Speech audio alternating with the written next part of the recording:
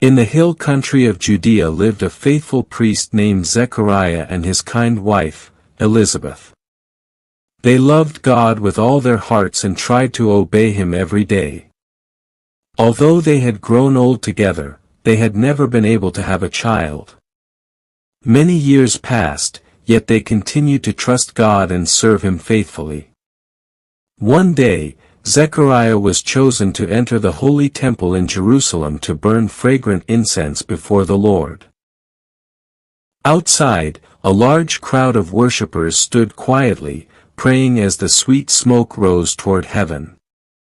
Inside the temple, golden peace and reverence.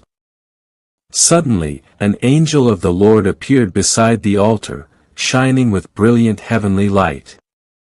Zechariah was startled with fear as the glorious messenger stood before him with an important message from God. The angel told Zechariah not to be afraid because God had heard his prayers. He announced that Elizabeth would soon give birth to a son, even though she was very old. The child would be named John and would grow up to prepare people for the coming of the Lord. He would be filled with the Holy Spirit from birth and would lead many people back to God.